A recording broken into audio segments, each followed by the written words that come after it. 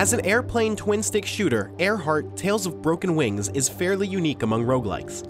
You play as a fly fishing pilot named Amelia in the skies above the floating city of Granaria. Fly fishing is a very literal term in Granaria. The skyways are populated by winged fish that are caught by local pilots and sold on the market. Amelia's dream is to catch a legendary creature known as the sky whale in the highest layer of the skies, so that she can gain incredible wealth. Unfortunately, she's struggling to make ends meet as an inexperienced fly fisher, so she'll need to earn money for better planes and equipment first as she climbs ever higher. Flying fish are plentiful throughout the sky and collected simply by flying over them. As you get to higher layers, you'll start to encounter hostile pirates that you'll need to defeat in dogfights to proceed. Combat in Airheart is actually pretty interesting as your gun's kickback drastically affects your plane's flight path. You can strategically take advantage of this by firing behind you to increase your forward speed or to the sides to dodge out of the way of obstacles. Also available is a harpoon that can pull shields off enemy ships or anchor smaller planes to yours that can be dragged along and easily fired upon.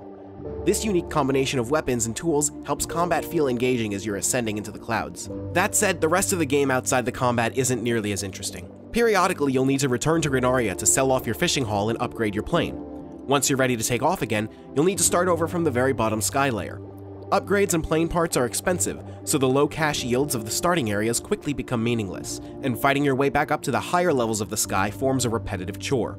You'll spend a lot of time grinding out money to buy new parts and guns so that you can keep climbing higher, but the gameplay loop of the starting areas is simply too monotonous to stay interesting for very long.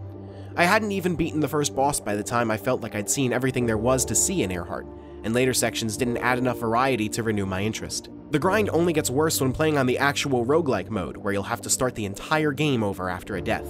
Airheart does have a crafting system that is theoretically supposed to speed things up. At least I think it's supposed to speed things up. The crafting system is so breathtakingly obtuse that I never really understood it.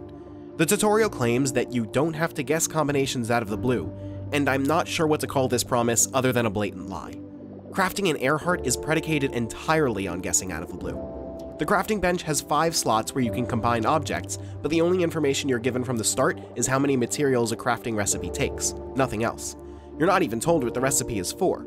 Once you attempt to craft something, the crafting bench will tell you if any of the materials you used were correct for any of the available recipes.